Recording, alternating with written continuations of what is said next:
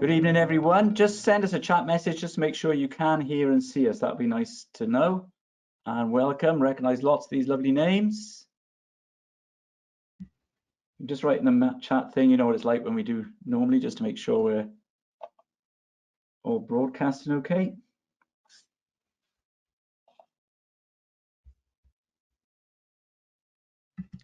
No answer was a stern reply.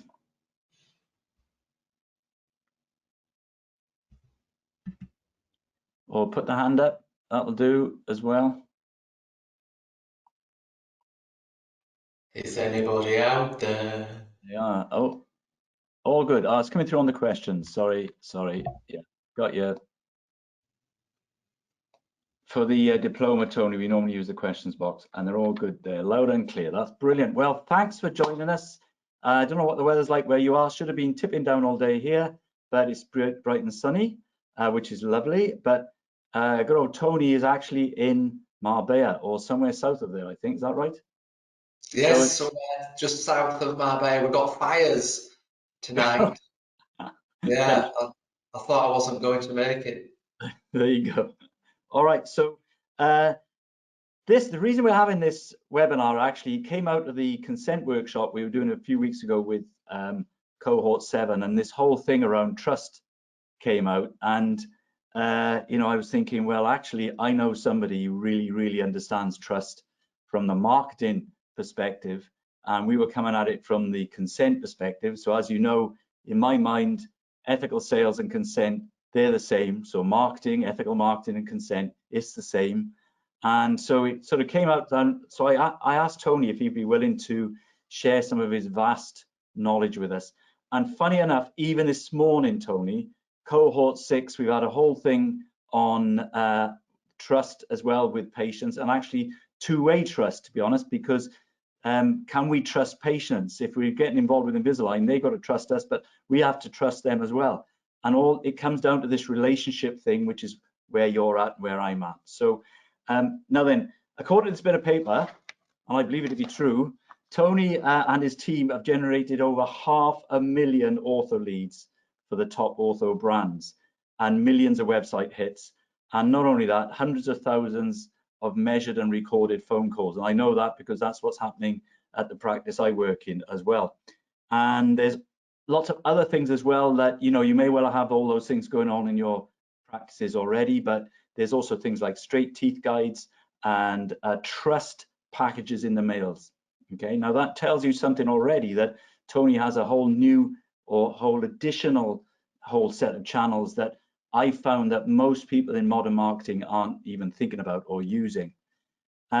So Tony understands and recognizes this whole issue of trust, and that's how he generates interest and attracts new patients, and particularly in my case, Invisalign patients. So we're doing this right now in the practice I work at. I think it's been about a year. Is that right, Tony? So, you know, I had to suss Tony out a little bit. I knew of him from before, but I didn't really know him. And so that's why I didn't let him loose on you straight away. But, you know, now I've got a sense of what it's about, and I have learned to trust Tony. So the other thing that, you know, I've been around a while, Tony's been around a while, you can see that as well. And I remember the days when you couldn't even advertise. And that's when I first set up my practice in '84. No advertising allowed. You're allowed a little brass plaque about that big. How the hell did you attract patients? And then suddenly towards the end of the '80s, it all started to come in. And I've seen the whole development of promotion, advertising, marketing within dentistry, the good, the bad, and some of the very ugly as well. And it's been a really interesting thing, you know, in my career to see how this has developed, particularly as I'd already had experience of what was happening in the States through the Pankey Institute. And what I recognized in Tony when I started to work with him is I could see a lot of that, what I call old school stuff that, you know, was being done in the 80s and 90s was part of what Tony did already, because that's where he started. And it's a lot of these elements of creativity and generating interest and, you know, piquing people's interest that was in there that we had in the old days of, you know, yellow pages or putting a leaflet through a door, whatever it was, before we had all this whizzy Instagram and stuff like that. And I could see that in Tony's background, in the material that he was providing for us. And then he's added on then all of this incredible digital platform stuff that we have today, whether you can track things, measure things, change things, you know, within milliseconds. But, you know, it's got all this background in there. And, you know, he hasn't created this out of nothing. These are tried and tested techniques that have been going for decades. I hesitate to say a century, but maybe even a century or two in some of the stuff that you're using. So, you know, this isn't just with the old stuff, right? New stuff. There's real pedigree in it that I recognize and I've seen through my my personal career. So anyway, that's why we're here tonight.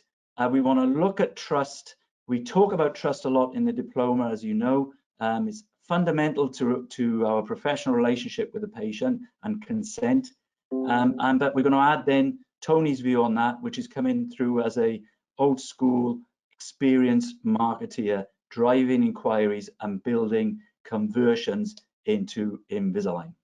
So there you go. So before we do that, though, we're going to start to engage you straight away with a little poll, because you know I love a poll. And so this means you've got to answer something. So here you go, guys. We'd like to know how much of your time do you spend on your clinical examination of a new patient? So it's anonymized, okay? So just put in whatever you do. Let's answer that as quickly as we can. That's all. You're very good tonight. 50% have voted.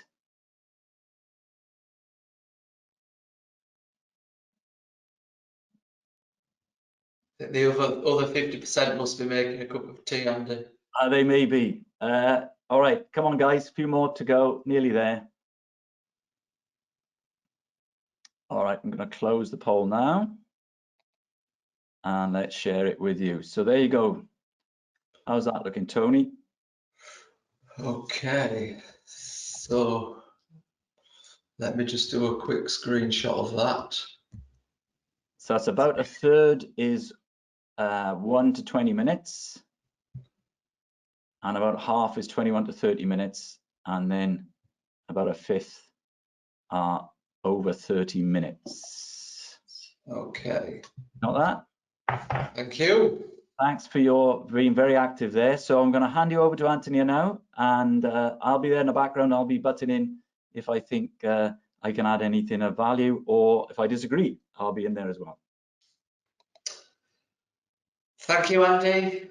Thank you for inviting me and trusting me with all your amazing students and alumni students as well. And we are at the minute, we're in the most untrusting times. Inflation hikes, interest rate hikes, energy and food hikes, war and recession. Now, there are 6 major macroeconomic factors that I've just pointed out that we have to take into account right now when attracting and converting a line of prospects. So, Andy, it's relevant that you've put this on tonight because it is the worst macroeconomy that I've seen in 20 years in dentistry. And I came through the last recession in 2008, took all my clients through that recession with great success, and I'll tell you how I did that. And during lockdown, I employed the same strategies that we did in the recession. So here's a big tip. If you want to be successful in recession or in this macroeconomic farce that we're in, then you need to be doing this. What usually happens in recession and in the lockdown is the practice owner's accountant will often say, right, we're in a recession, you need to start cutting costs. And the first thing that companies do, which is a huge mistake, is they go to marketing and they cut the marketing budget. that strangles the new patients coming into the practice. Now, I love recession and I loved the lockdown, because what happens is that when you cut your advertising on Google AdWords, for example, the cost of the click. So on average, when I first started in doing Google Ads many years ago, the average click for Invisalign Blackburn, for example, it used to cost about 10 pence. Now it can cost up to 12, 15 pounds a click.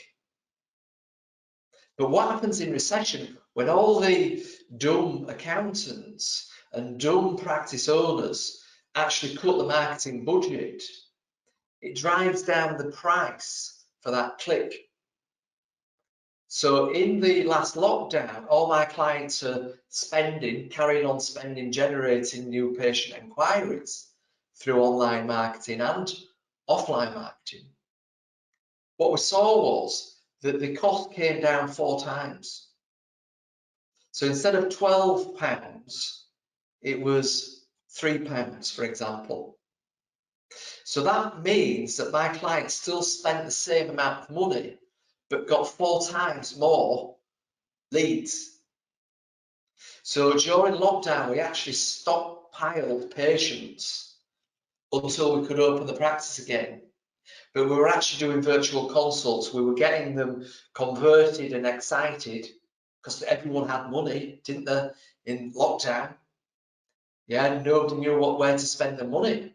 So it's a perfect opportunity. And that's what we did. So don't ever stop spending. And if you're an associate on this webinar, which I suspect the majority will be, you need to actually speak with your principal to make sure that you carry on spending to get the high quality patients, which are often Invisalign. So tonight, the agenda. So we're going to look at how to build trust in a recession. I'm going to give you lots of different elements of what exactly is a 4D trust package. And I'm going to give you examples of what Andy himself uses. We've never revealed what Andy does, but we're going to reveal some of the stuff that he does tonight. And also what not to do with prospective ortho patients, plus a lot more. So if you've got a pen and paper, please do take notes, because I'm going to run through a lot of stuff in a fast time. So in here, Andy, can you see this box that I've got here? Now I'm feeling nervous, I'll be honest with you. I can't see what's in the box. It's a black box. What's it say on the front? Can you see? Confidential. Confidential. Right.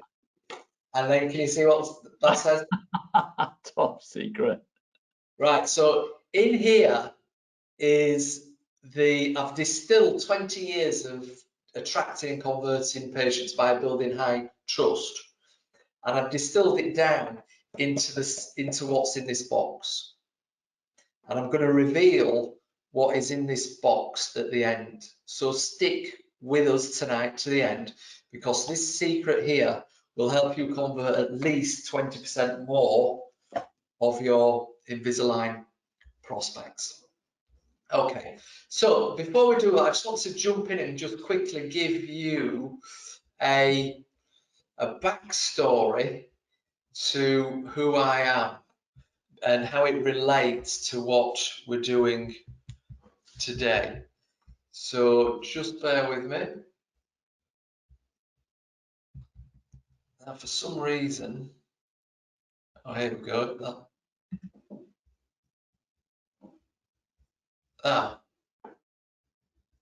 Just let me get rid of this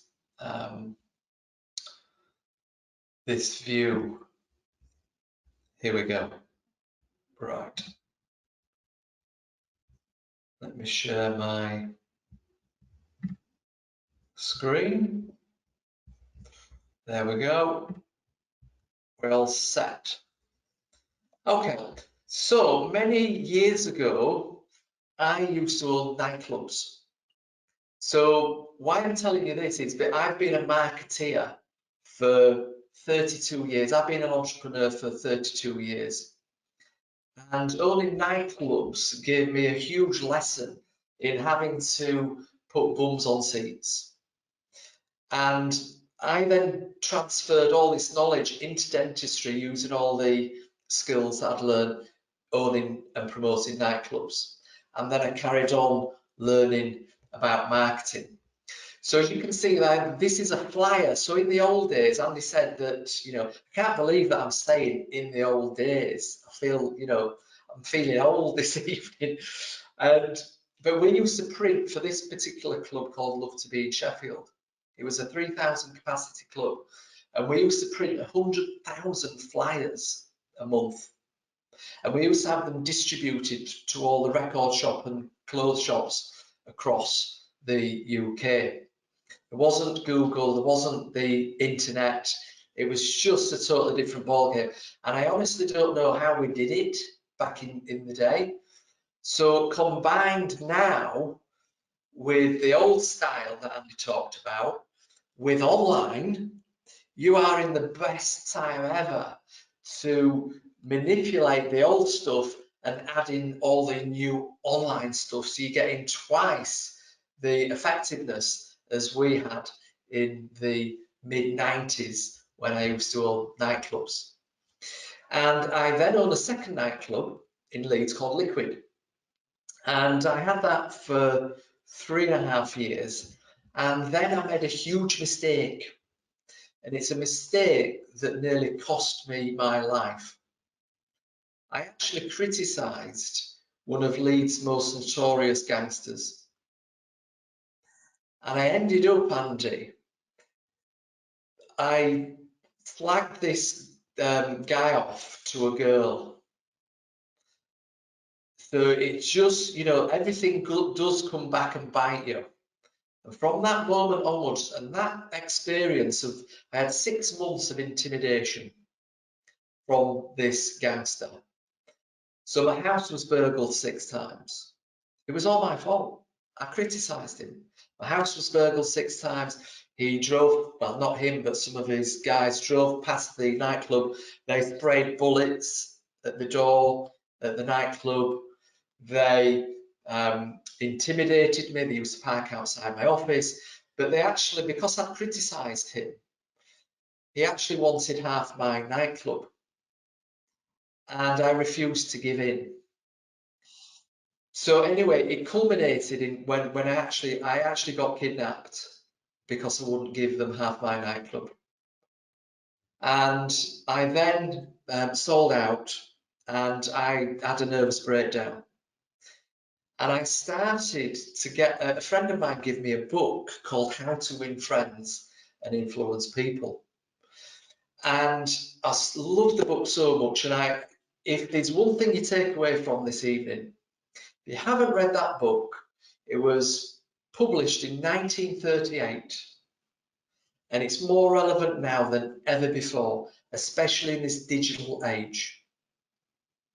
Get the book, listen to the book or read the book. It will change how you practice dentistry.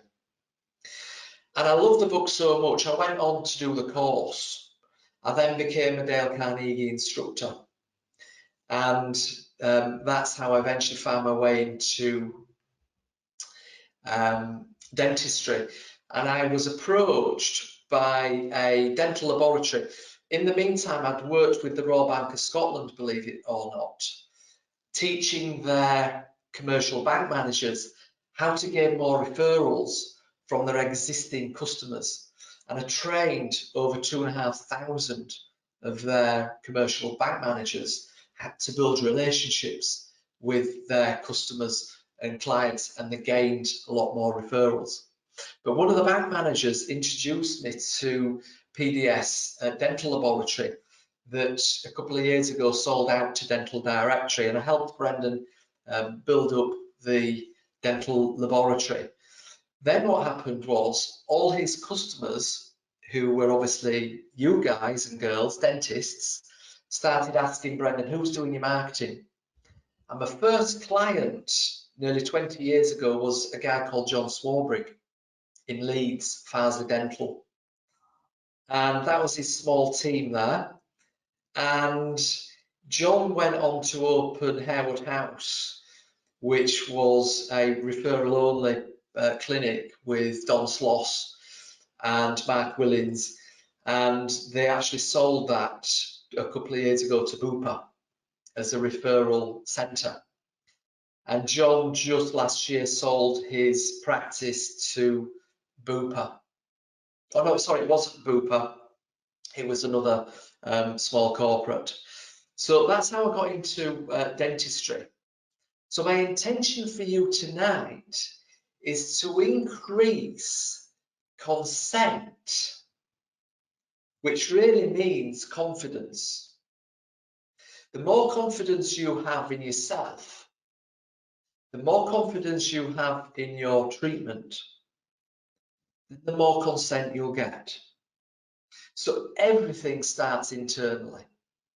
And the word confidence, if you look at the root meaning of confidence, it's fidra, which is trust.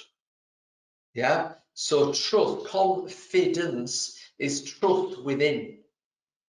So the dog, Fido, is a trusty dog. So you'll start to notice now in different words that mean trust is fidra. And just look at that over the next couple of days. You'll start to see words that actually mean confidential, that mean trust. So the stuff that I'm going to go through with you tonight is going to help you build trust in getting more consent with your patients. So I want to ask you in the chat, what's your intention for this evening? What would you have liked to have happened by the end of this training tonight? Just please drop me a chat in there, because I want to deliver on your expectations this evening. So just drop me a chat in there. What would you like to achieve? And then as we're going through, I'll have a look at some of your questions or your intentions, and I'll do my best to fill in some of your queries for you. I'll keep an eye on it as well there.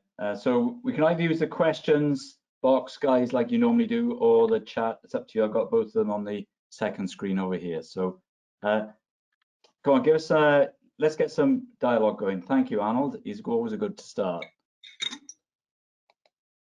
So Arnold's saying, learn practical lessons that I can start applying this week. And that's only Thursday and Friday left. But Arnold is a pretty active guy, Anthony, so I'm sure he will. Cool. Right. See Right. how I can beat Andy in the trust theme and add extra hacks, Mia says. Have a deeper know-how of achieving a successful closing of the case, says Janet. Closing of the case. Okay, cool. Yeah, yep. These are great. Thanks, everyone. So will I be able to see those, Andy? If you go to the questions box and pull that. What we'll do then, Andy. Towards the end, we'll go through those as a Q&A. Yeah. Yeah, that's excellent. Great. All right. Well, thank you for engaging everybody. How to get to understand and believe in the benefits? Cam's just come through with us. I'll keep quiet now and let you get on. Thanks, Andy. So 4D trust building allows you to take back control of your own consent. Now, I'm assuming that the majority on here are associates. And to really, you cannot, you work with a principal, but there's a lot of things that you can do to take back control of the consent. Yeah. So if you're relying on your practice owner, who might spend money on marketing and who might not, you're actually in the hands of somebody else. You're actually giving your power away to somebody else. So I'll give you some ideas of how you can take that power back, how you can take that control back to actually control your own destiny and to control your own consent. And there's lots of hacks that we can do to increase the consent. Now, I like to say that fragile consent, if you've got shaky consent, which basically means they don't trust, I'll tell you why people don't trust you in a second. But when you've got fragile consent, you're susceptible to more GDC complaints.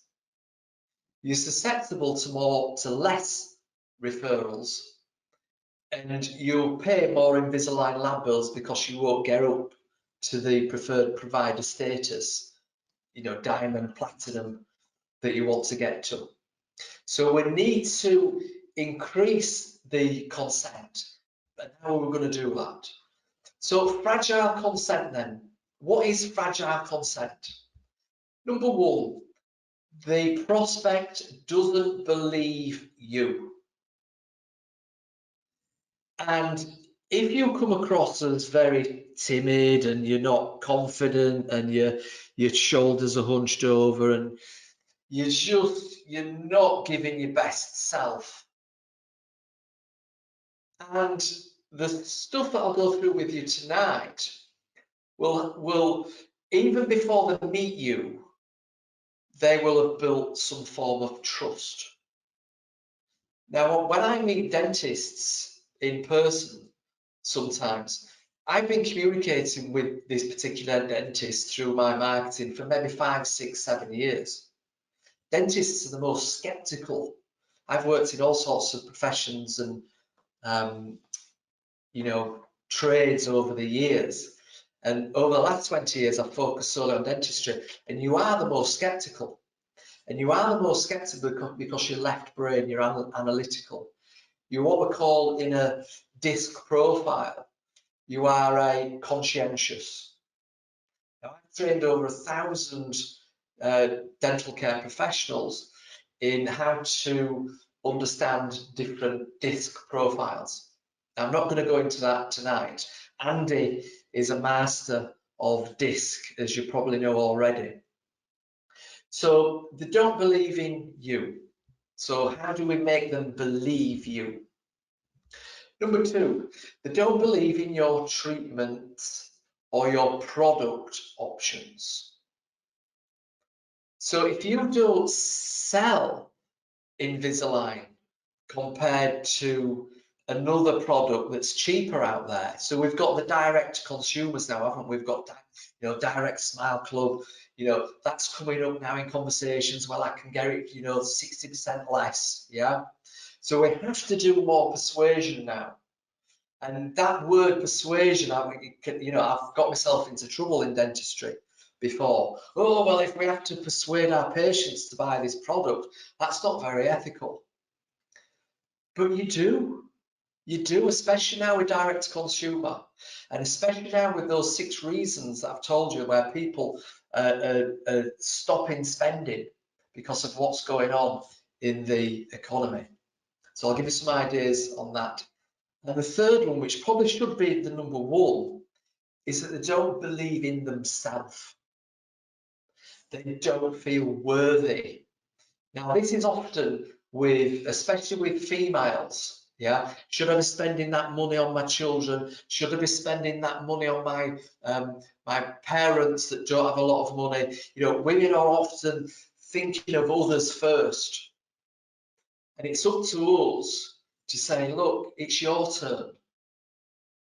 Yeah, this is suitable for you. You deserve this. Yeah, and they do, and they deserve it because the consequence of cosmetic dentistry is actually, you might actually save their life because they've got gum disease, oral systemic. Yeah, that is what is in the background, and that's why this is ethical. Cosmetic dentistry is ethical because you actually might detect mouth cancer. You actually might detect, you know, BPE4. So you're actually, it's a health benefit, is the foundation of cosmetic dentistry. So Andy said earlier, the old school. So I've been looking back through some of my stuff over the last 20 years. And I came across this Yellow Pages advert. And I used to do a lot of Yellow Pages back in the day because that's all we could use. We could use Yellow Pages, we could use flyers, direct mail. We used telephones. We used to use recorded telephone messages. So you used to ring up this free phone number, and we used to leave a telephone recorded message on there spelling out the benefits of, dental implants, for example. Yeah. So this is an advert. It's ugly. There's about 48 elements on here that I won't go into, what I call psychological triggers. Yeah. So notice the gentlest dentistry. Everybody wants gentle dentistry. Yeah.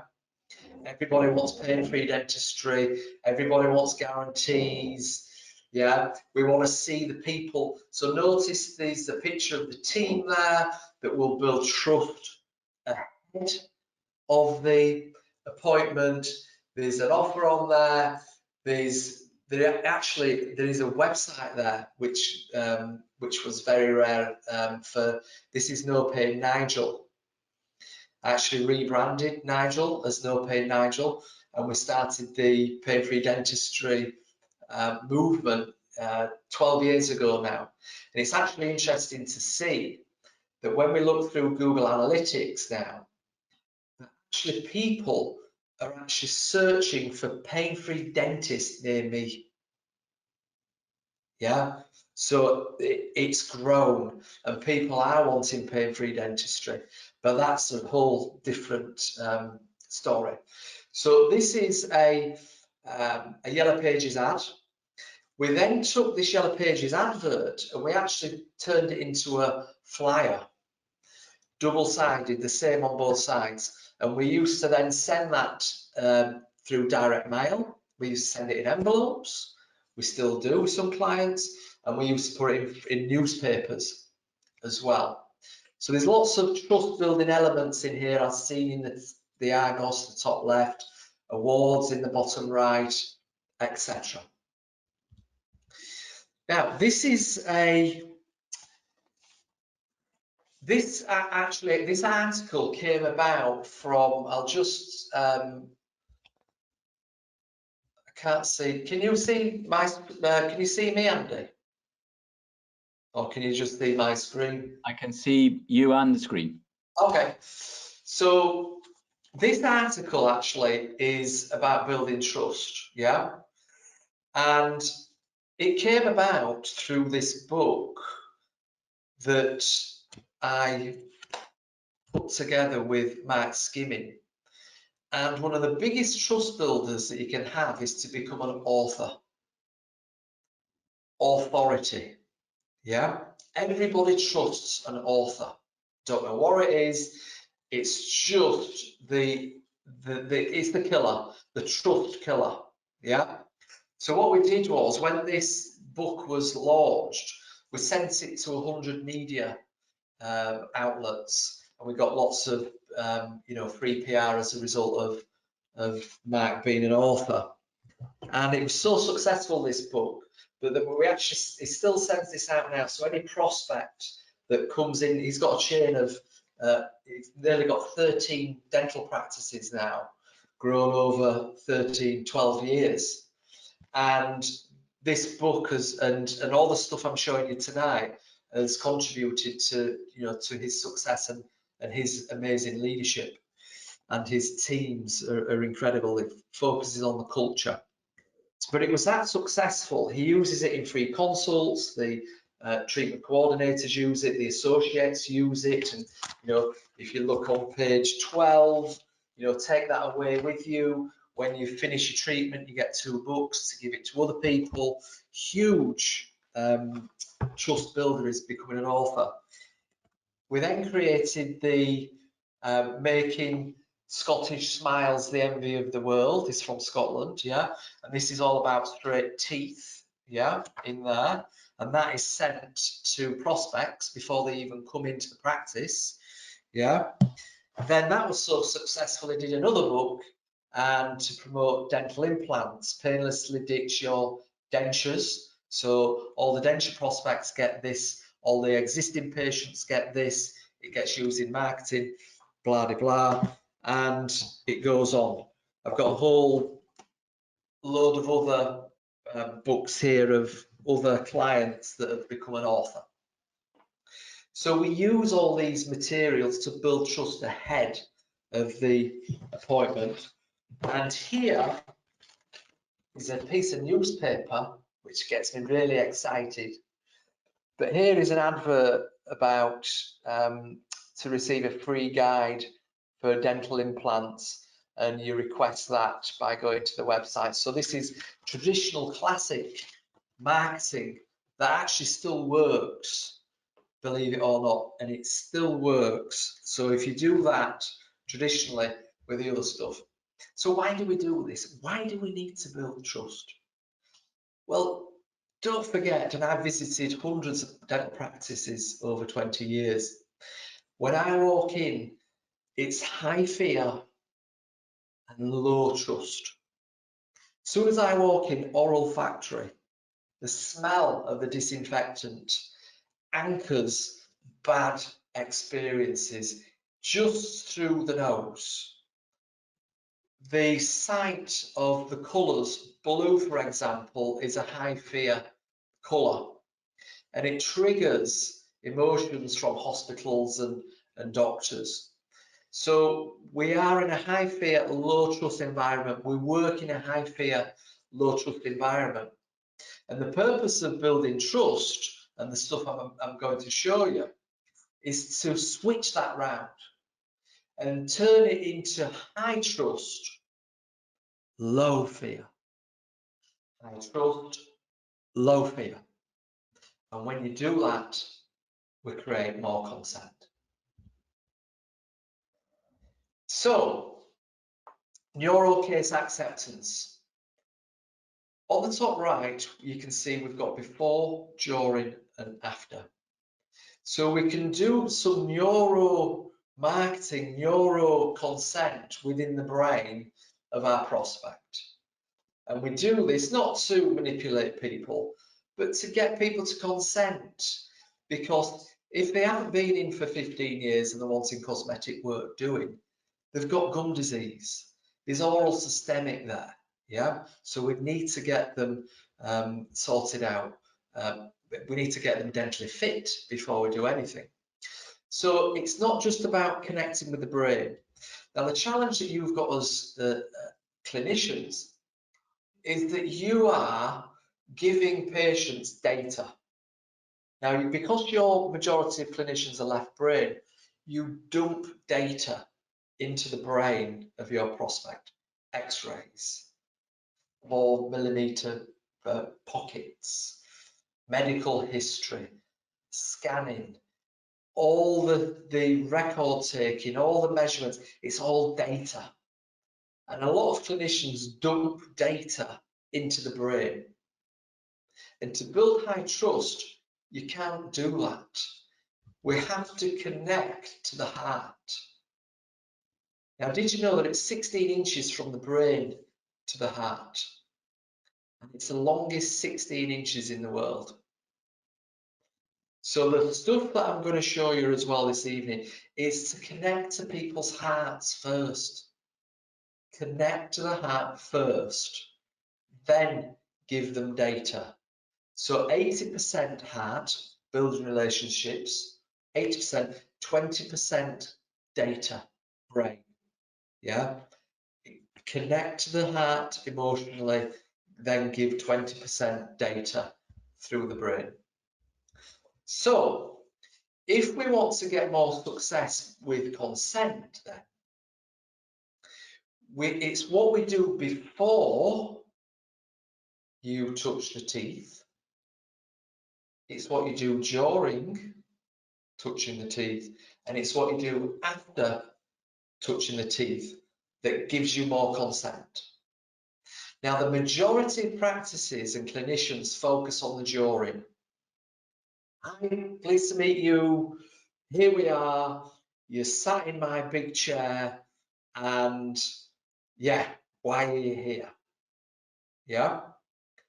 and then they will then go into some kind of a spiel. If they're already having a clinical examination, for example, then we'll do that. We'll dump a load of data, and we're just doing the drawing, which is only 33% of the success.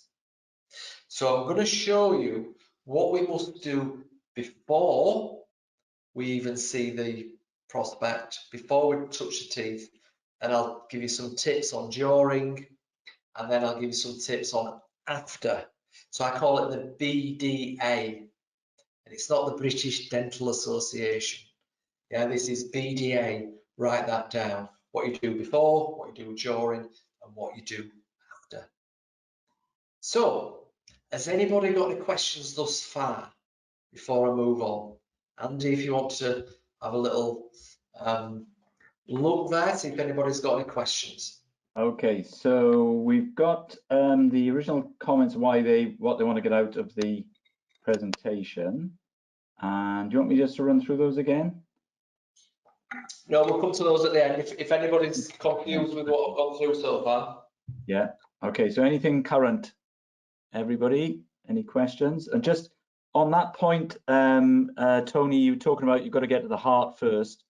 My catchphrase for that is the patient will not understand until they feel understood. Oh. So, you know, officially with consent, the patient needs they need knowledge, time, and understanding. But there's no point trying to get them to understand until they feel understood.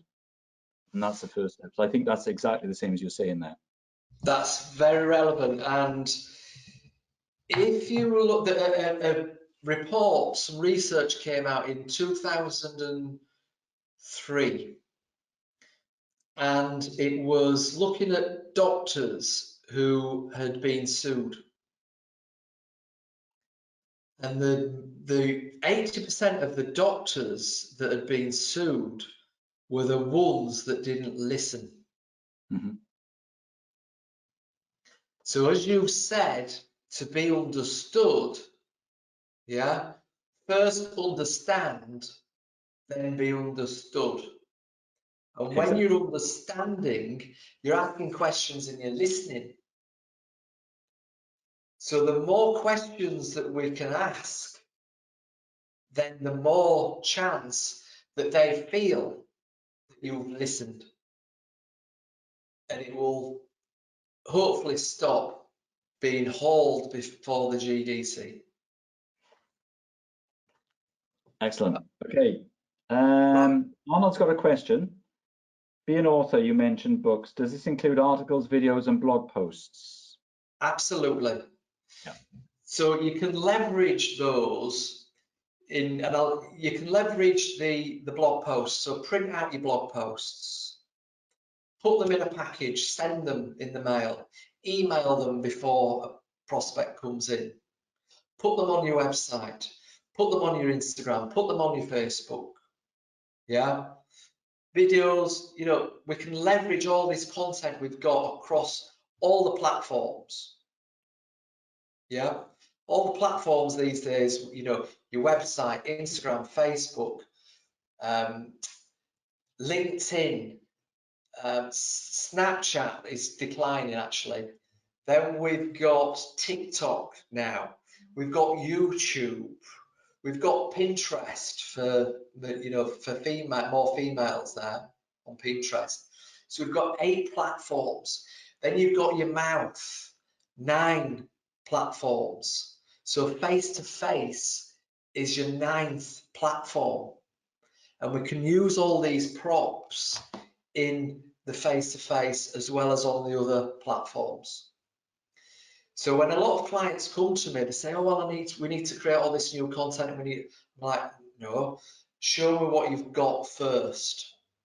Right, let's leverage those first before we create any more content. So that's a good question, Arnold. Thank you. Yeah, and Dev's asking, what should we be posting on LinkedIn and how often? What should we be posting? Well, we need to be posting trust building elements. Yeah. Now each platform is different. in terms of, so LinkedIn is the more professional, yeah. So a client of mine, a majority of my clients are dentists, but I like to have a few different professions that I coach to keep me, engaged in what I'm doing. And one of them is a performance mental toughness coach, and he works with elite athletes. And he said to me, "Oh, he said, I've just been looking at your LinkedIn," and he said, "I need to make mine more personable. So in my LinkedIn, I'll put in, a picture of me and my son. I'll put in, business stuff, but I'll also mix it up with personal stuff. We need to stand out." Yeah.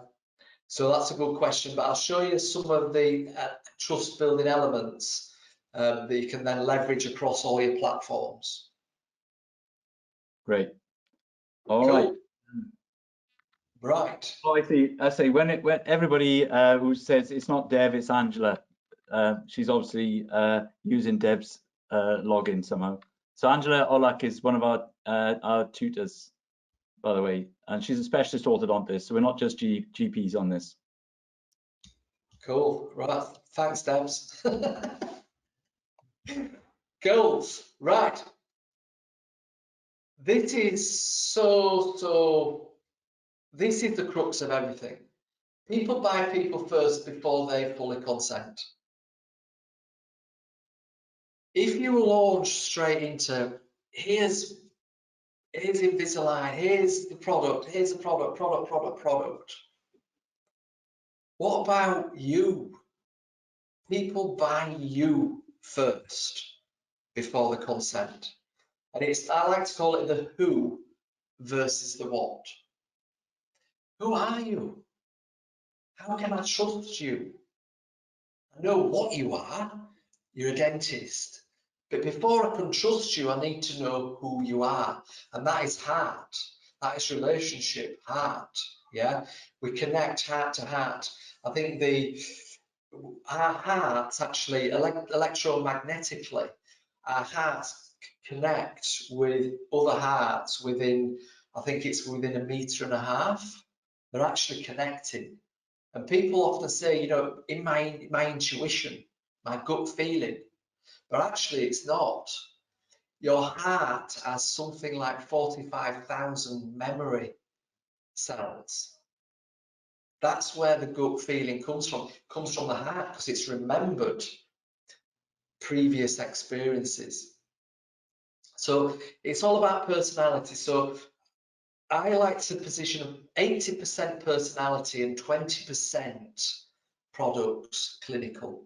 Yeah. And I think it was Captain America that said to one of the villains in one of the Marvel movies, he said to one of the villains, how can I trust you if I don't know who you are? And that's so true, in everything. If you don't like that, if you go and see a brain surgeon and you just don't like that brain surgeon and you think she's arrogant, and you've got a choice of 3 that you're looking at, and you think, well, that person's arrogant, you're not going to use her. So you have to show yourself. You have to reveal who you are. And that's, for years, you've had this professional divide, this fear of rebuttal from the GDC.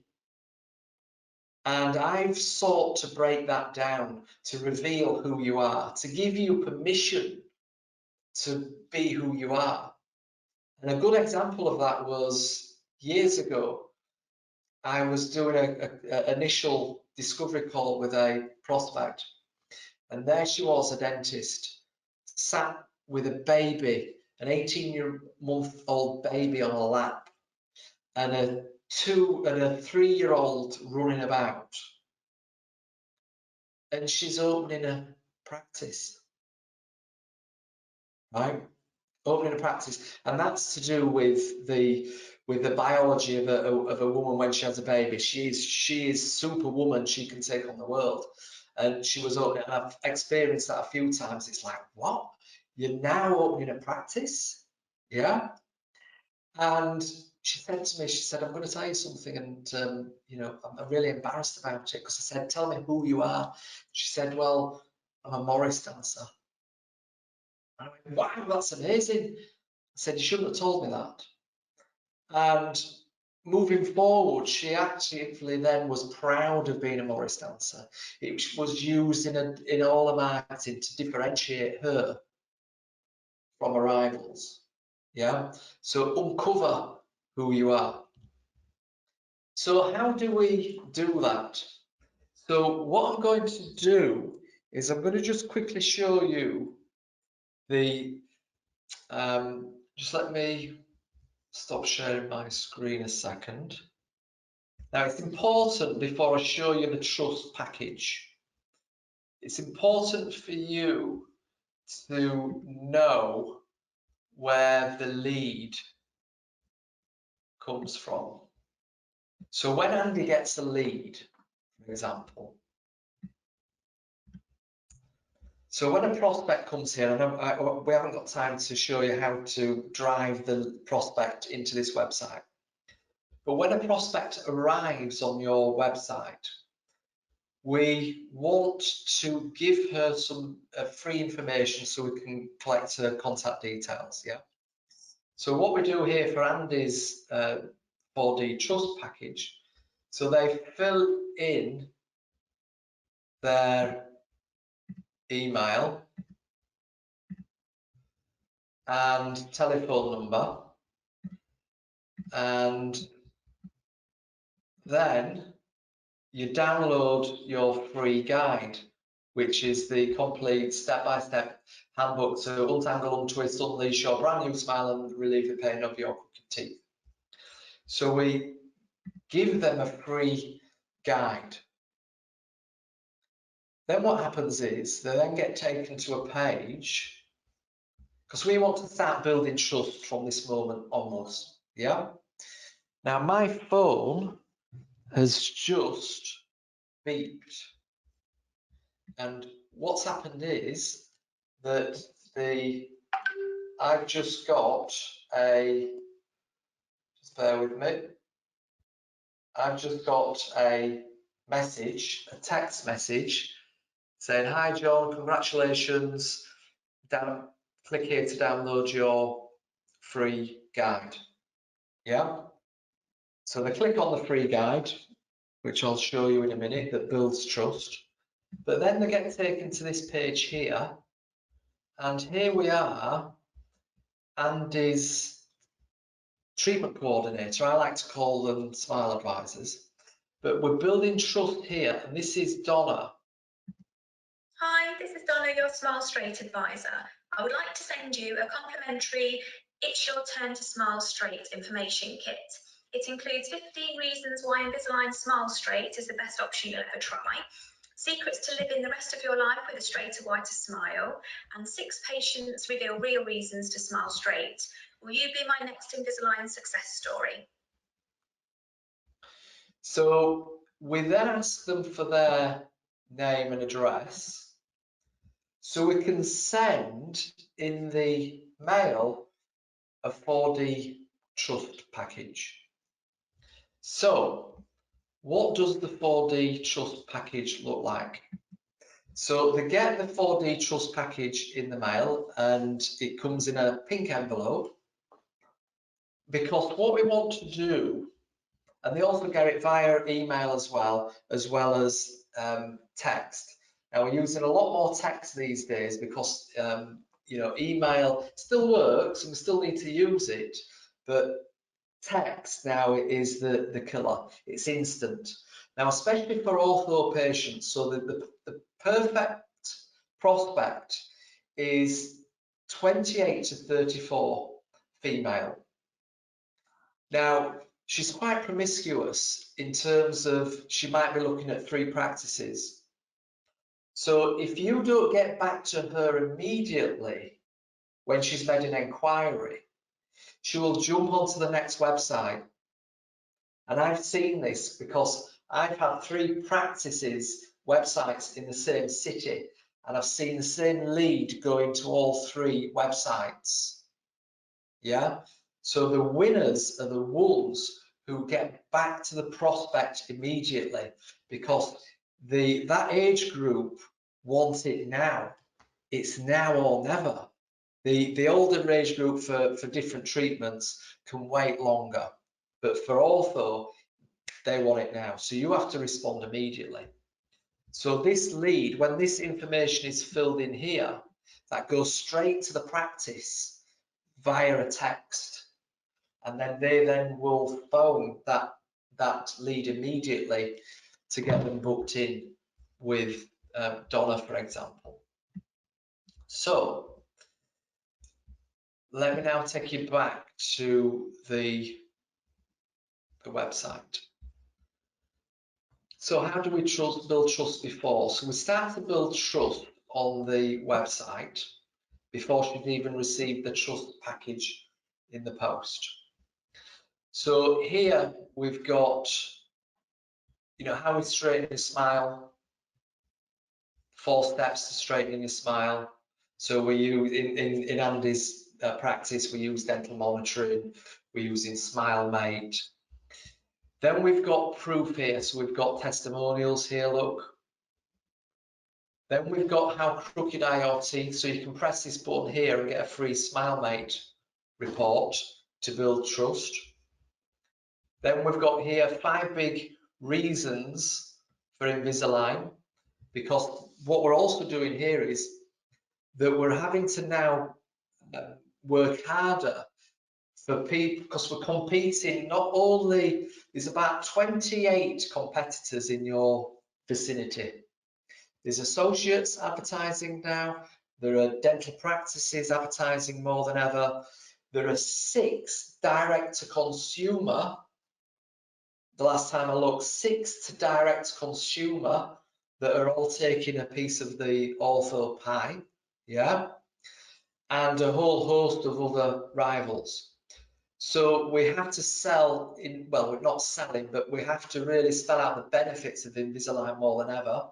It's an expensive item compared to, £1,000 now, that they're competing to do your direct consumers with Smile Direct Club and cheaper brands, yeah. So on the left here, look, this is, you all know this, who this is. This is Andy. So we're building trust. Now this video on here.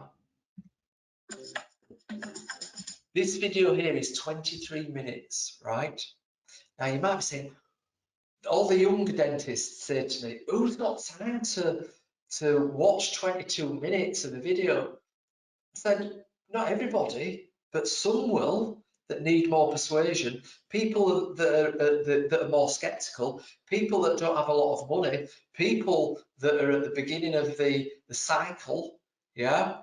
So, the more you tell, the more you sell. The more you tell, the more you sell. So in the beginning of this video, we start with who, not what. We start with the who.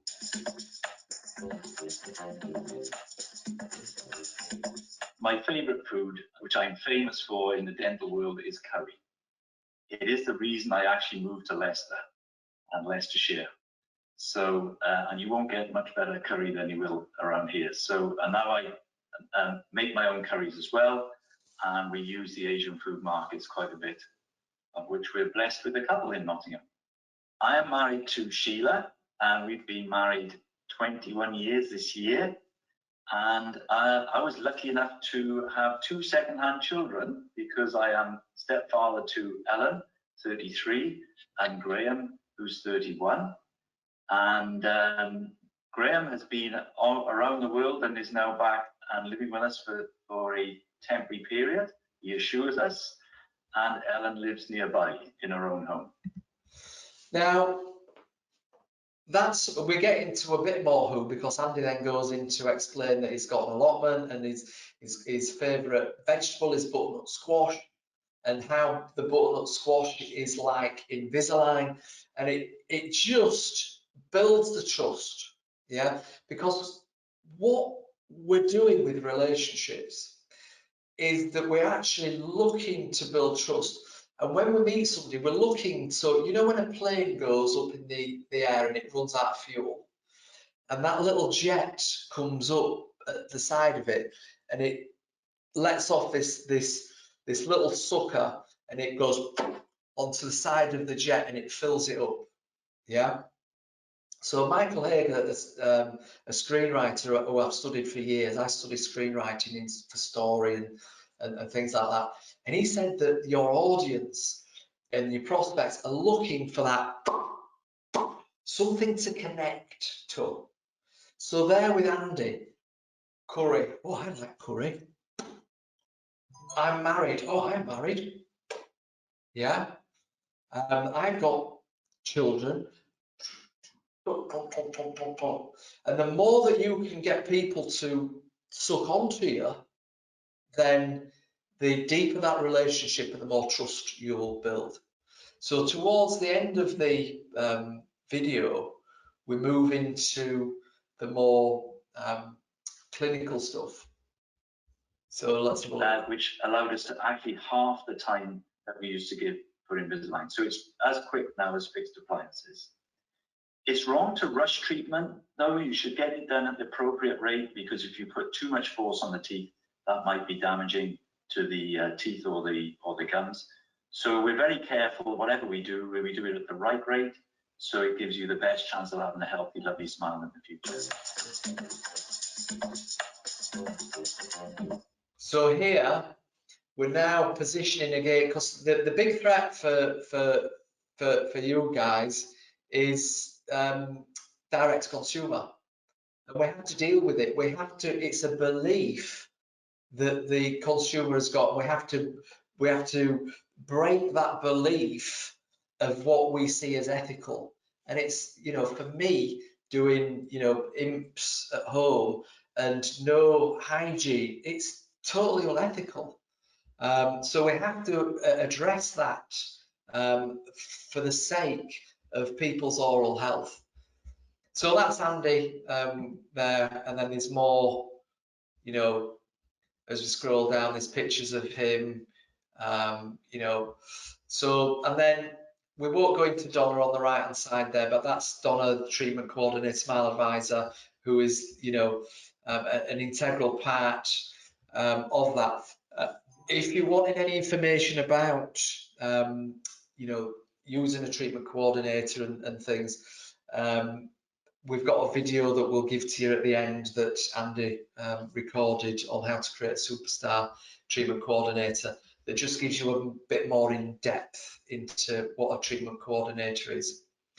So how do we build more trust? So as you can see here, we've got case studies, yeah, got before and after. You can take your reviews off your Facebook and Google, put them onto your website. So this is all before she comes in. Then we've got questions and answers. Now this is a great little piece of kit here. This is what we call Ask Me About. And so this is, people don't move forward because they have got questions and concerns. People don't consent because they might be confused. So the more questions and answers you can answer, the better. So when they come to you during the process, they're more informed and they're coming more to buy. So we do all the before trust building, and when they come to see you, they're actually coming to buy. Yeah, they're not coming to be sold to. They've seen all they need to see in the trust package, which I'll show you in a minute. They've seen the testimonials on the website. They know who you are. They know that you're competent as well, because we've gone into the what. And here, so this is Donna. Hi, it's Donna here, your Smile Straight advisor. Please let me know your questions and concerns. Yeah. So then what the prospect does, oh, is Invisalign painful? Is Invisalign painful? No, Invisalign isn't generally painful. You can get some aches and pains when you put your first aligner in to start with, which we recommend to take some painkillers for if you need to. but overall majority of patients will say it isn't painful. So there's about 6 questions that Donna answers, yeah. Some people might call them objections, overcoming objections. I don't like to say we're overcoming an objection, it's too forced. I like to call it that we are breaking and rebuilding people's beliefs. So an objection is a belief. So if we can break down that belief, what they've been told, or I've been told I've got, you know, I've got no bone. Well, actually, no, that's, you know, that's for implants. That's not for ortho. I've actually been told it's £10,000. Actually, no, it's not £10,000. We do a treat, we do finance, it's actually 4,000. We can spread it up. You know, so we have to break down those beliefs, the most common beliefs. We have to rebuild them to make them trust you. So once they've watched some of these videos, they're then given different options. So these are what we call call to action options. So they can upload 6 selfies, which is SmileMate, and that goes straight into SmileMate.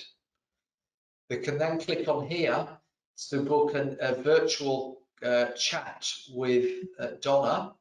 So they can click on there, and then that will then take them straight in to Donna's online diary.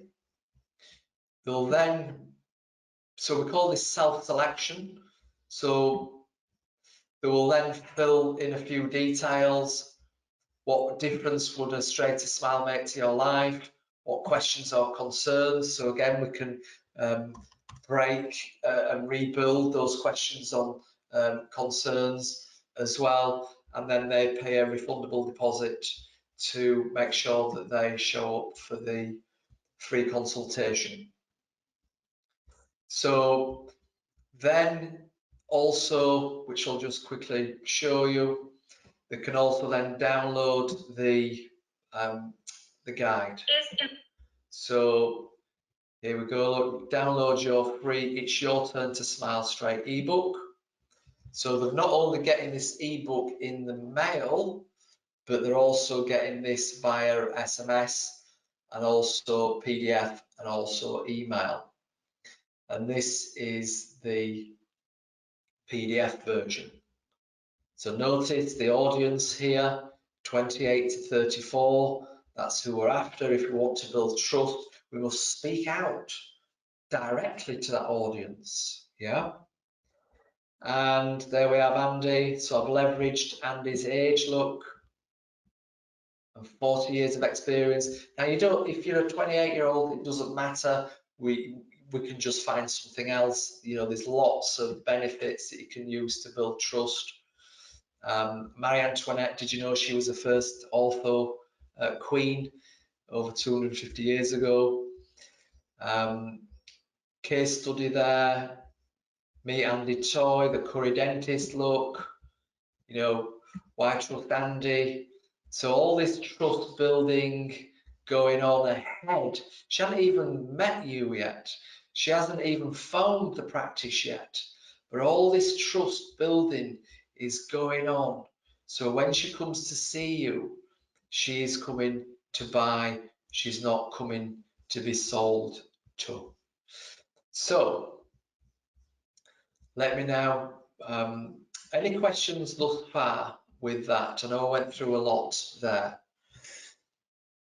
Now I've just had another text because what happens is once your prospect gives you their mobile, they get the instant guide download, and then 10 minutes later they get another link to book in for a virtual consultation, either yourself as the associate at lunchtimes or your treatment coordinator.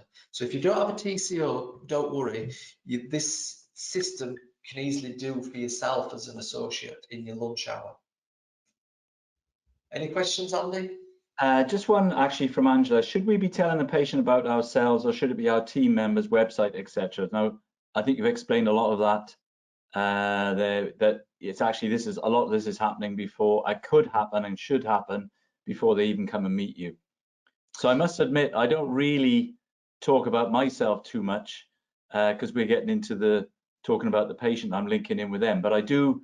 Well, I had a patient the other day, for instance, who's clearly she's mid-50s, really sporty, cycled to the practice and things like that. So I was then able to. There's a particular cyclist cafe near us, and I've been there. I let her know that I know about some of the sort of stuff that she's in. So it is something I'm aware of and involved with. So if I find a common ground, then I will bring up myself in that way. But I certainly don't sit there and talk about myself when I meet them face to face. Cool. So what Donna does, Donna talks about Andy ahead of the appointment, the before, yeah, the marketing, the videos of Andy. They get emails before the appointment with a video to watch Andy. They get the trust package in the mail that talks about Andy. So all this trust building is done on your behalf ahead of the appointment. Yeah. Cool, good question. Right, so let me show you now what the trust package looks like in the mail. Now, I like to call it a clinician in a box or a treatment coordinator, a TCO in a box. Because what actually, if your TCO, if you spend 45 minutes with a patient, what you're actually doing is you're packaging it in a box and sending it to them to build trust. So what are the elements of the trust package? So this is a graphic that we use on the website to get people to request the trust package. So there's different elements in there. You don't get a phone or a pair of glasses, by the way, in the trust package, but this is just to get them to request the trust package. So on the bottom left there's a 32-page guide, which I just showed you earlier. I showed you the PDF version. That's a nice printed colour guide that breaks and rebuilds people's objections relevant to straight teeth. So we do the whole system is not just for ortho, we also do it for implants and dentures and veneers and smile makeover. We have different packages. So in here, I know it's a bit small as that, but this is a double-sided letter that goes into the trust package as well, and this is called 15 step-by-step smile straight reasons to untangle, untwist, unleash your brand new smile and relieve the pain of your crooked smile. So number 1, unrivaled experience. Number 2, the pros and cons. Number 3, the sign of trust. Number 4, dentistry from a distance, which is dental monitoring. You don't have to use dental monitoring, for example, but these are just exclusive, concierge, easy payment options. So we're just spelling out the benefits. Then what we do, we use case studies. So this particular case study of Andy's was no extractions, no false teeth, and no worries. So I actually turned a case study into this. That goes in the trust package. Then there's another letter that goes in there, how to finally match your smile with your youthful and positive personality. So a little story there from a patient case study, just leveraging case studies, making them a bit more exciting, just rather than before and afters. Painless chewing, anyone? Then another element that we've got in there. So these are like compliment slips, like for that go in envelopes. So these are cut up. So this is the same one, double-sided.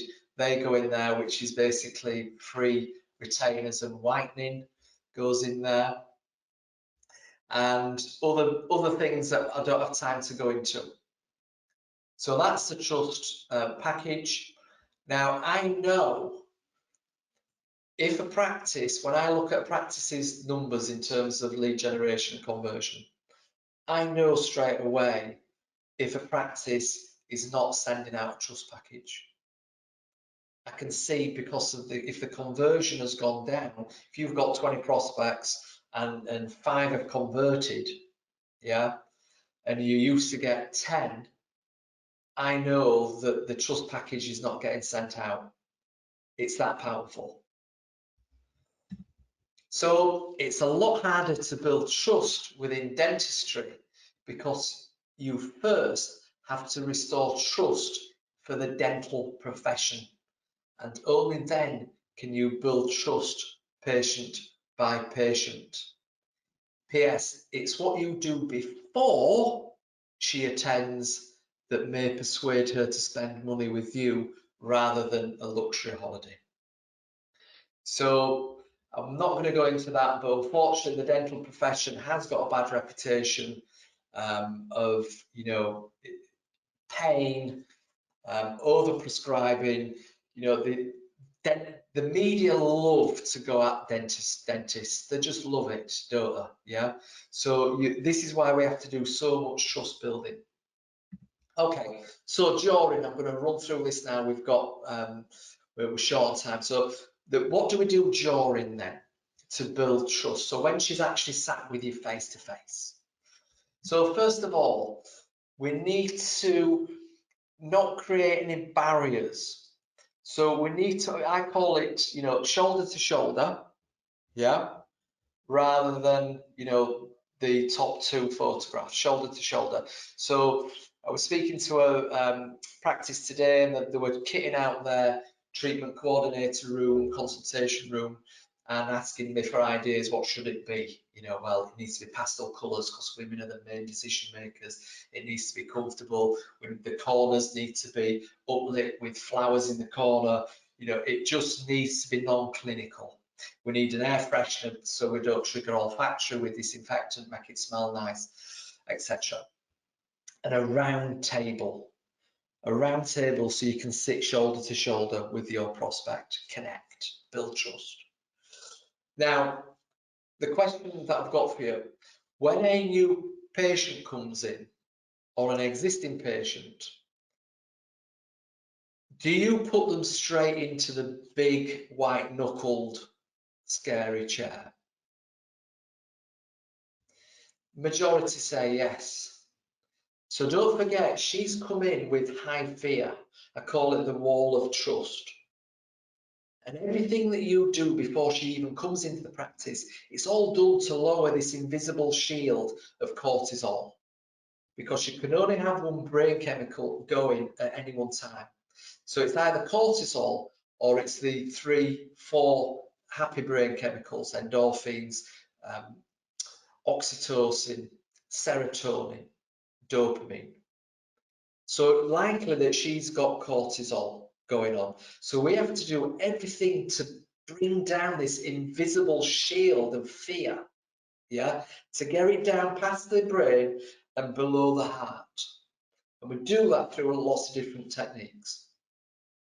Now, if you put her straight into your big chair and she's a new patient, you've never even met her, she's in that chair with this invisible shield of cortisol and fear. It's a barrier to you getting through to the heart. We have to bring it down. Now, I advise you to have in the corner 2 little stools, knee to knee. Now, the big objection or belief is, oh, I've no space. And I've been in practices and they've had a break knee chair, and I said, right, there you go, you've got more space. Yeah, get knee to knee. Do your preclinical to build trust before you put them in the big chair. Bring down this shield to build the trust. They're scared, they're anxious. We don't know their level of fear. And then do the preclinical, how you doing, where you know what we've been up to. Suck, way up, but you've just moved into this area. Oh, I know, so that area, yeah.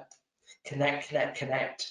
Then, would you like to go into the big chair? Get yeses. I won't go into yeses, but there's Paddy Lund, who I've interviewed many times. One of the biggest fears in dentistry is the fear of control, the loss of control. And Paddy Lund cleverly creates about 48 that I've measured, there might be more, 48 yeses, giving back control, which builds trust.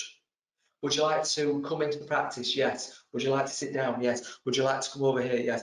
Would you like a cup of tea? Yes. Would you like this? Yes. Are you ready? Yes. Yes. Would you like to sit down? Yes. Yes. Would you like? Yes. Yes. Yes.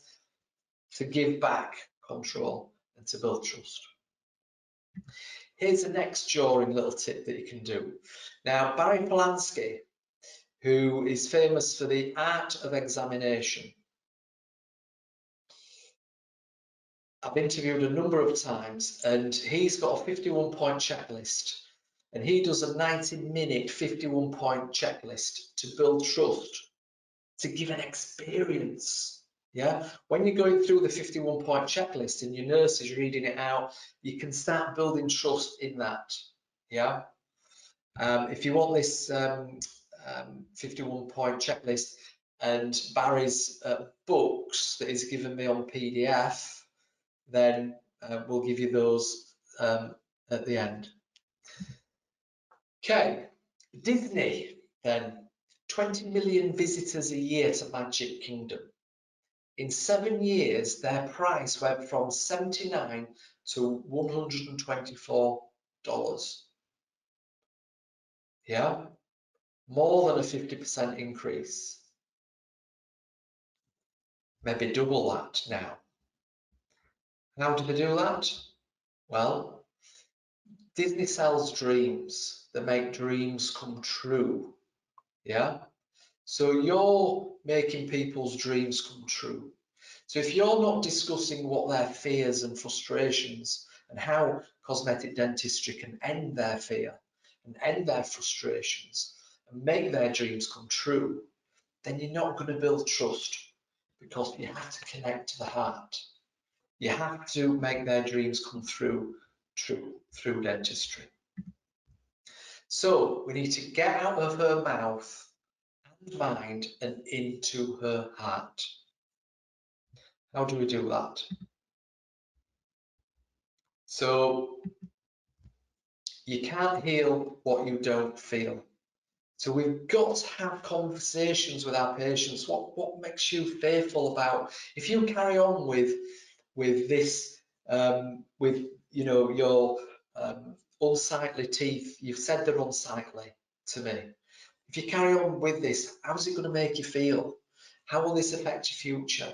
You've already said that you're looking to find a new partner. Yeah. Now, especially with the 28 to 34-year-old market, the real reasons, I call it the RR, what are the real reasons why she's come in here? If you don't get to the real reasons, which are usually hard, yeah, the why do you want this? Why?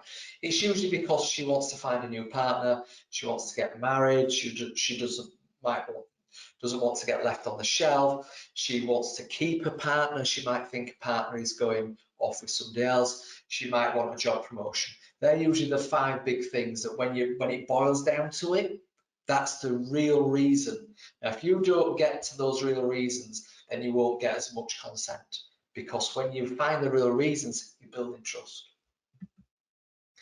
So let me give you some after tips. So we've looked at before she comes in, through the trust package, through the website, yeah, through doing videos, yeah. What do we do after she's been in? So if she says, let me discuss it with my partner, what do we do after to get consent? Well, we use something called the 3 R's. Okay, so what happens when the case is finished? Okay, so what happens when the case is finished? Okay, so the nurses already have made up and handwritten a card from the nurse and the dentist, so it's from 2 of them, and they get given that card at the end of their treatment. So there's a number of things that happen at the very end. Will have already been kind of preempted about would it be possible to do a testimonial, or the review video may have been done, but at that point it's a case of here's our request for a testimonial, if not been done already, which normally is, our charity alignment, our joiner plan, and our ask for a referral. That all happens at that end stage. So first of all, they're given a card, it's handwritten by the nurse. The dentist gives it to them in an envelope, says, Look, we really thank you for coming to see us and doing your treatment. It was a real pleasure. Here's a thank you card. What we do is we make a donation to a charity on your behalf. We call it Buy a Smile, Give a Smile, and it donates it helps treat kids in Africa.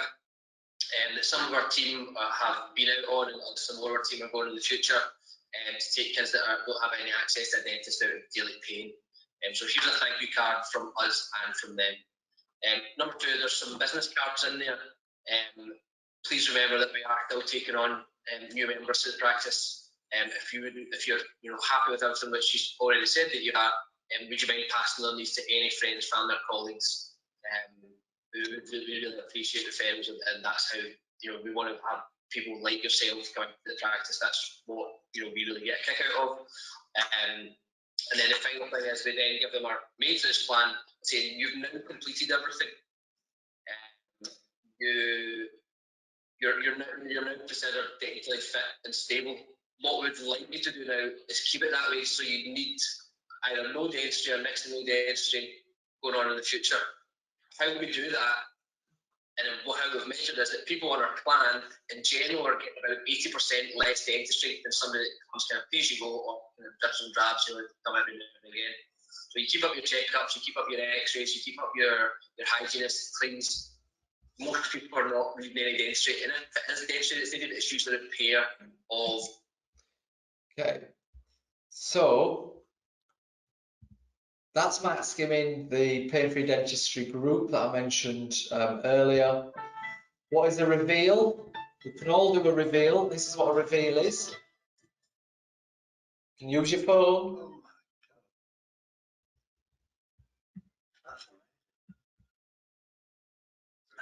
Just like how you imagined? Yeah, more, even better. So Sam, what do you think? Amazingly white, so straight from before. So happy with the results. There we go, sir. Have a little look at those. Oh my word. Oh, that's fantastic. I believe you are a croissant, sir. There we go. Wow. Oh my God. Got a AAA. They're just amazing. Absolutely. Kelly, for credit to you.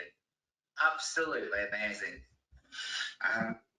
So that's what we call a reveal, or what we call a moment in the mirror. And I stole a moment in the mirror from a friend of mine, Ya Zook, in Canada, who actually bought John Lennon's tooth. And I took part of John Lennon's tooth around 16 dental practices 10 years ago, and for mouth cancer, and it went global. So yeah, so the moment in the mirror. So you can just ask your patient to do this. You can do it on your phone. We can then use these in our marketing to build trust. Yeah, very easy to do. It's just like a testimonial as well. What can we do after? It's a great tool that we have for enabling you to visualize what your teeth might look like if you're at all uncertain about considering brace treatment to straighten your teeth. As you can see from the model here, this is a patient who had particularly crooked front teeth, and that was really affecting his confidence. And so he came to see us for an opinion, just wanted to see what perhaps the end result would look like. So you can see we've got a 3D model here, and turn it upside down there, and you can see how really crossed and crooked these front teeth are. And again, very quickly, what we can do using this special diagnostic tool is give you a very quick overview how nice those teeth would look like once they're all rounded out.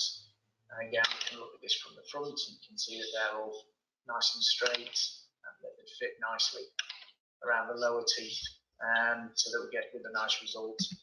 So we can do you do a Loom video. This is on Loom, LOOM. It's a free Google tool. So once you've done the clinical examination, for example, you then follow up the after, and you can send them a little Loom video. So it creates a little link.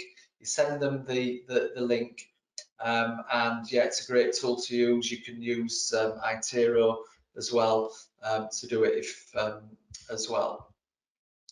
Also, finally, add personality to your treatment plan letters, and do it, fast.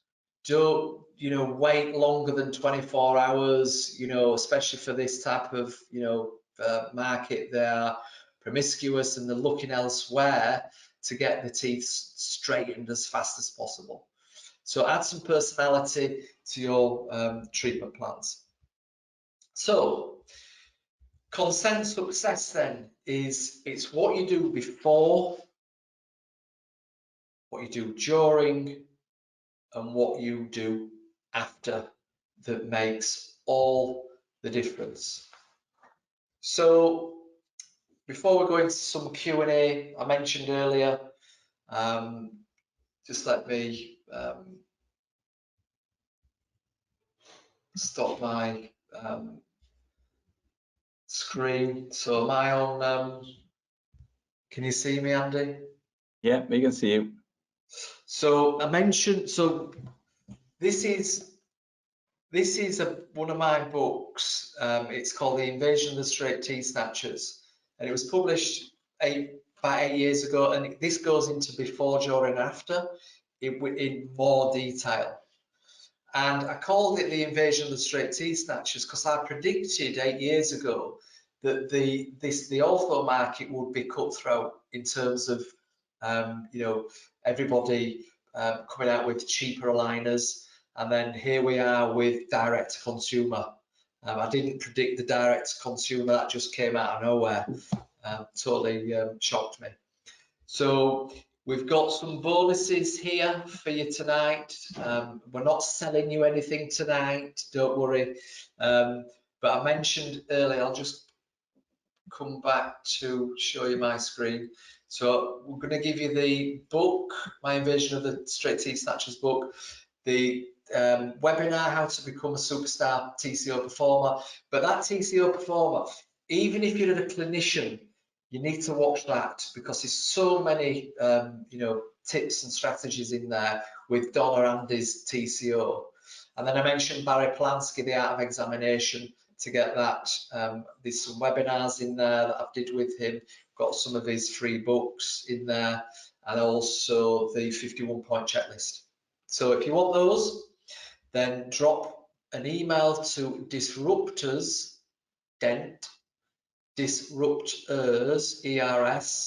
dent at gmail.com, and we will send you those links.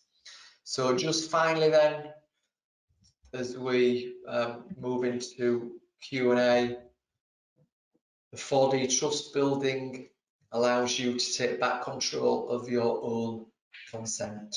Don't rely on your principal. Take control yourself. Brilliant. Thank you, Anthony. So let's just go through. There's been one other question from Mia. Says, I know that consultations for free are very common. I have a problem with those regarding building trusts. I think there's a risk of taking out the seriousness out of it, if you understand what I mean. So what's your opinion on the complimentary consultations then, Anthony? Okay, so we charge a refundable deposit of £25, so people show up, yeah? So we do a free consultation just to make sure that they are, suitable to start with, yeah? The clinician's time is so valuable that we need to, I can instantly, increase a clinician's hourly fee quite easily from 400 an hour to 700, 800, 900 an hour. Easily do that. And the biggest way to do that is by having somebody else do your free consults.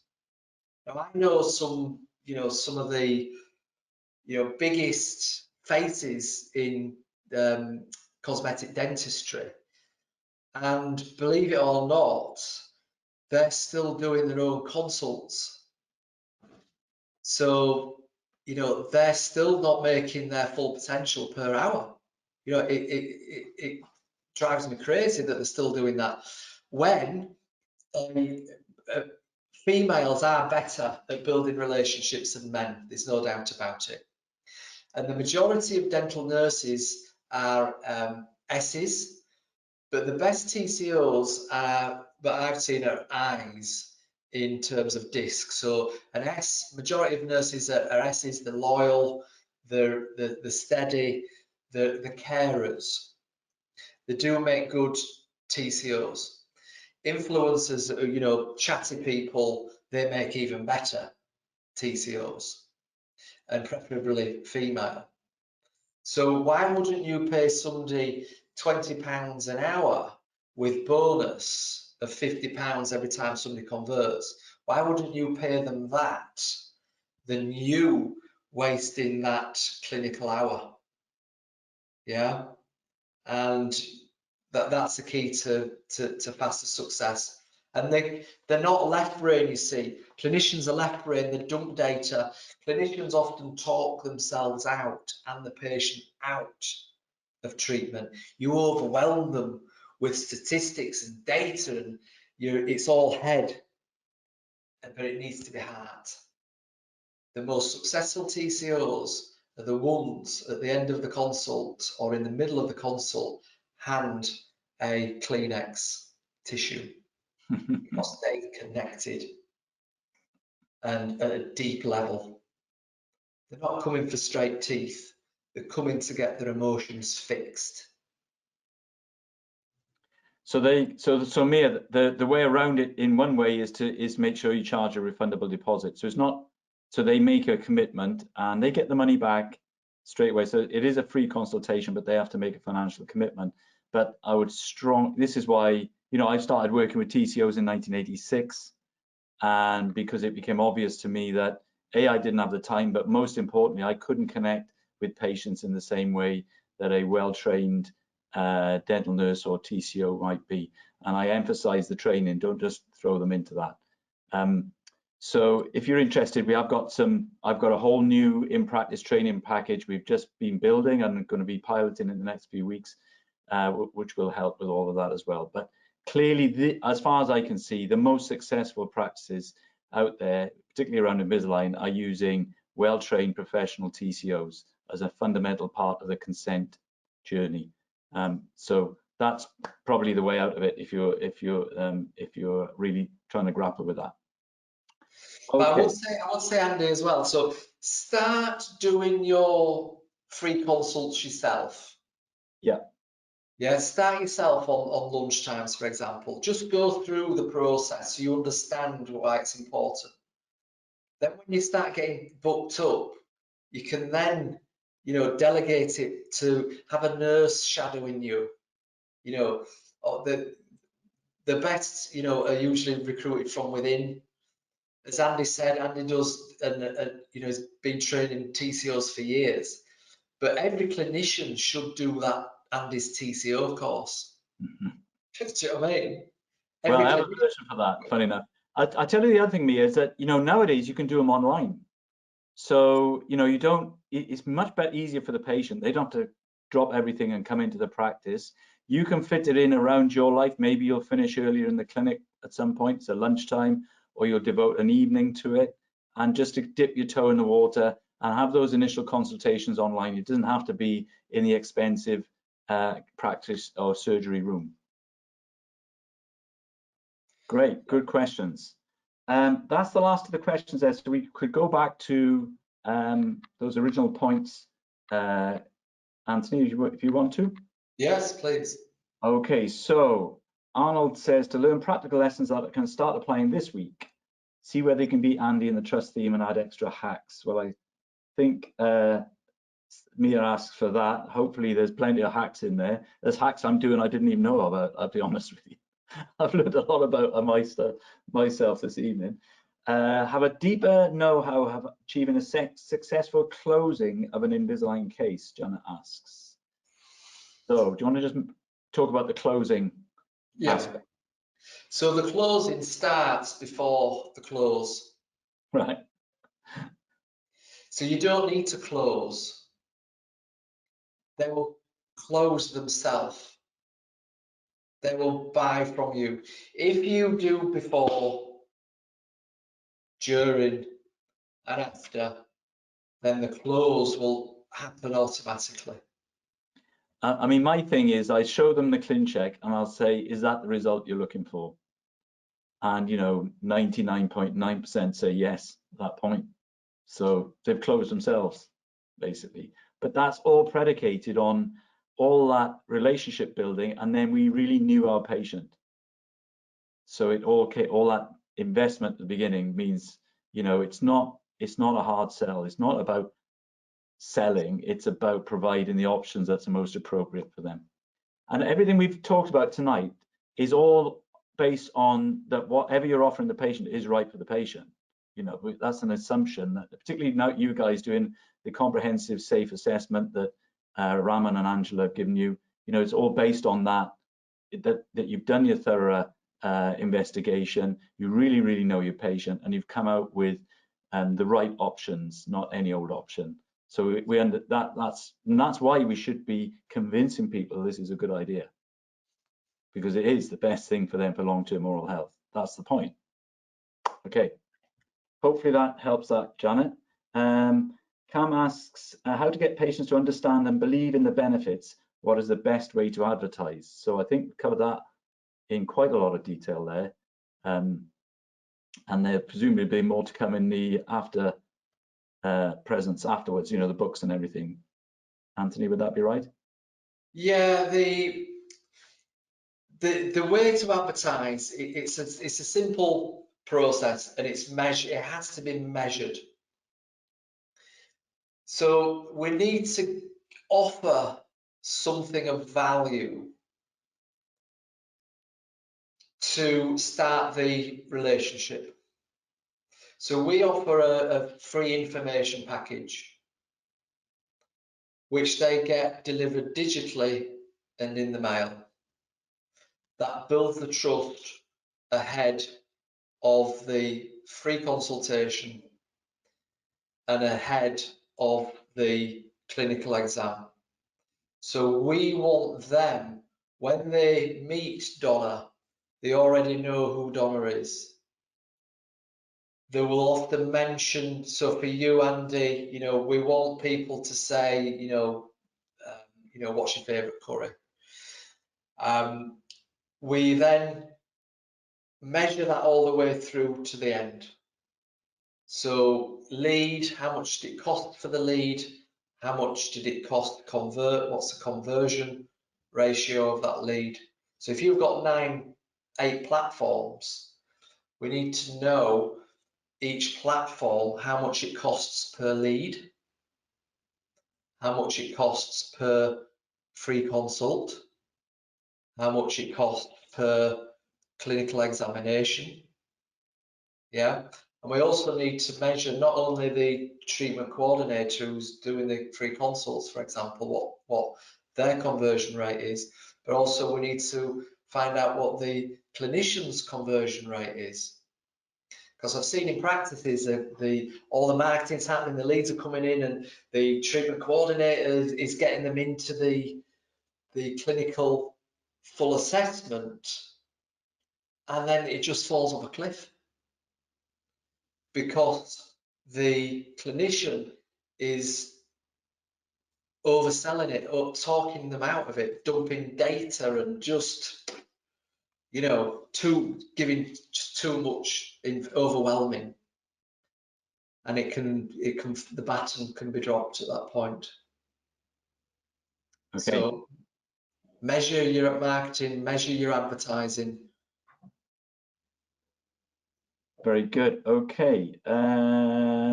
Right. Arnold says, what are you doing with prospective cases which are not yet ready to start treatment but are very interested, maybe due to finance or personal circumstances? Are you keeping them on a mailing list or calling them after a set period of time? Okay. So what we do every quarter, or sometimes more often, we'll do a campaign. So the last campaign that we did for you, Andy, was Valentine's. So what we do, we've got an email list of the prospects. We've got the text list and postal address. And so what we do is we run a special offer Valentine's Smile, 10% off, for example, or it might be free whitening and free Vivera retainers within a week's window frame. And so we then change all the Google ads, we change all the social media ads, the organic social media posts around this offer. So it then they get an SMS on day one, and they get an SMS on the final day. You don't go overboard with SMS because people opt out. And then we send emails, and we change all the Google ads to represent this special offer and all the social media ads. Then we'd run an internal mini game in the practice itself. So just like the before, during and after, where you've got 33, 33 and 33, when you're doing a successful marketing campaign, it's 50-50. 50% success is external paid marketing, which is successful on its own. But then the other 50% of success is if you do an internal mini game with your existing patients.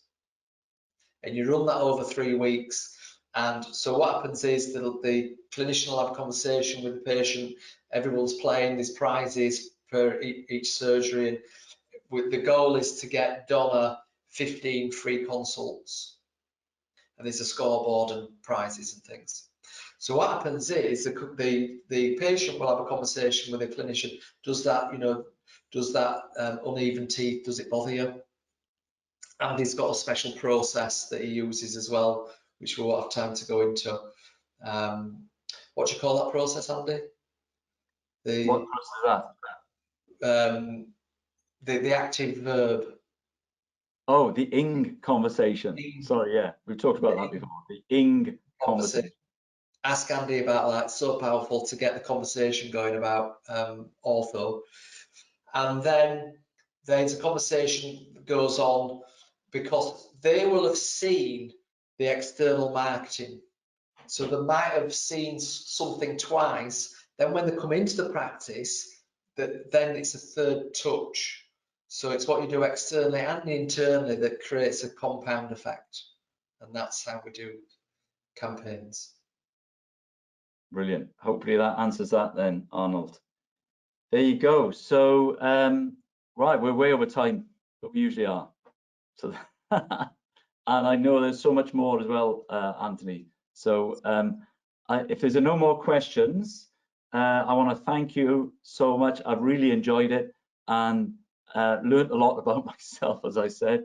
I knew these things were happening. I didn't know exactly when or how, and some things I didn't even realize. So that's how good it is. So I can just, I'm so lucky. I just come in at 9:30 on a Tuesday, leave at 5 on a Tuesday evening, and it's all happening around me. It's just brilliant. So I thank you for that, and I thank you for the support you've given Donna and where you've helped bring her on as well. All right, so if there's, hang you, yes. Do we want to know then what they took away from this? That's the last thing in your comments. That would be great. Arnold's happy. You'd be pleased to know. Anthony, he's taken away. Love the game idea. That is a great idea, actually. I love that one too. That went really, really well. There's quite a lot of excitement in the practice when they were being rewarded. Only small things, and the whole team was rewarded as well. So many of our new patients actually come from the nurses saying something, not the dentists, and that's important. So any other things that you took that would be great to know, the most important things that you got out of this evening? That would be lovely to know.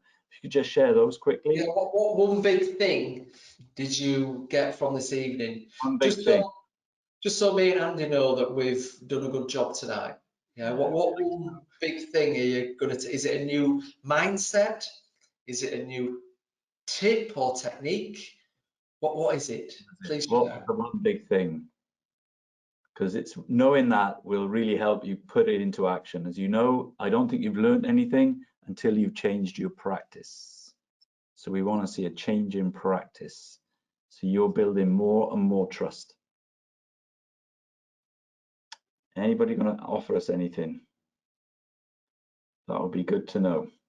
The other thing we can do, of course, put it on the your WhatsApp groups for the cohorts. That's good to know as well. I can pass those on to Tony as well.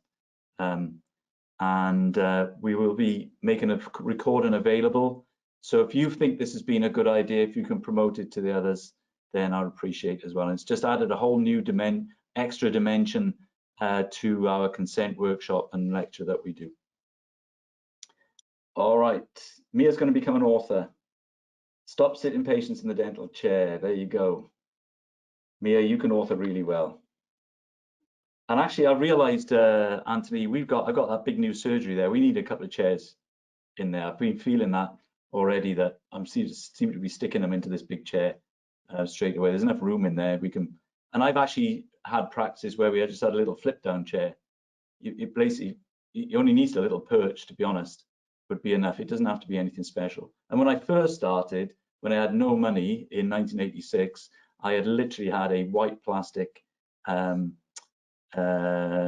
a garden chair and a white plastic round table, but it was a round table.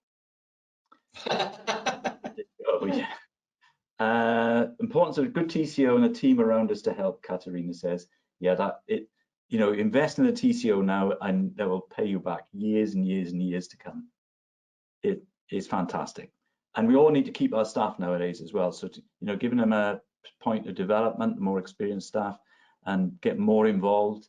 You know, Donna's transformed Donna, and her sense of, you know, what she can do. She was always super helpful, but now she's really, really helpful. She's expressing herself in so many different ways now. It's made a big difference to her.